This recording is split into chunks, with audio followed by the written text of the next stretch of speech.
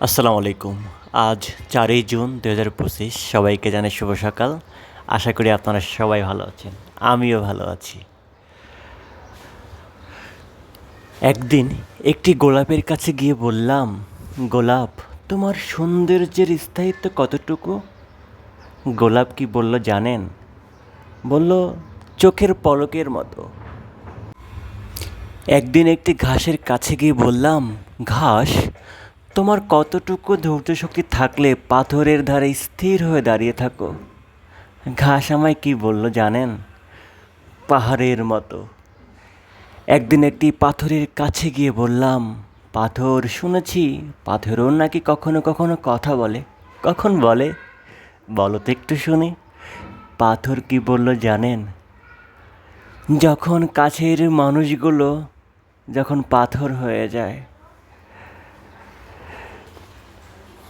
Moral of the story হলো যে আমরা আমাদের ঐতিহ্য ভুলে যাই। আমরা গোলাপের সৌন্দর্যটাকে দেখি, গোলাপের ভিতরে যে কাঁটা আছে, কাঁটাটাকে আমরা বিষাক্ত মনে করি, অথচ এই কাঁটার কারণেই গোলাপের এত সৌন্দর্য। আমরা মানুষগুলো ঠিক এমনই। আমরা মানুষের বাহির দিকটা দেখি, কখনো ভিতর দিকটা দেখি না। তো সে কী চায়, সে মানুষের কতটুকু ভালোবাসে, কতটুকু কাছে যেতে পারে, এর বাইরে আমাদের কোনো ধারণা নাই। আমরা মানুষের বাহ্যিক চিন্তাগুলোকে ধারণা করি, তার মনটাকে একবারও ভাবি না, তুচ্ছ তাচ্ছিল্য করে উড়িয়ে দিই। আদৌ কি আমরা গোলাপের মতো সুন্দর হতে পেরেছি, নাকি গোলাপের কাঁটার মতোই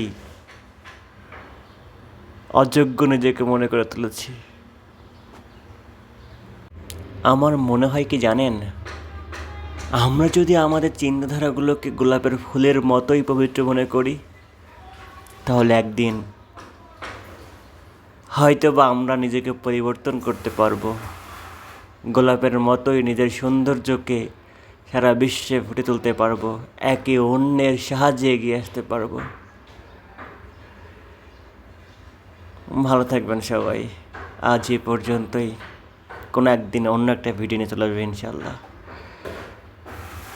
আমার ভিডিওটি কেমন লেগেছে সবাই আশা করি কমেন্ট করে জানাবেন। অবশ্যই সাবস্ক্রাইব করবেন এবং পাশে থাকবেন। আল্লাহ হাফেজ।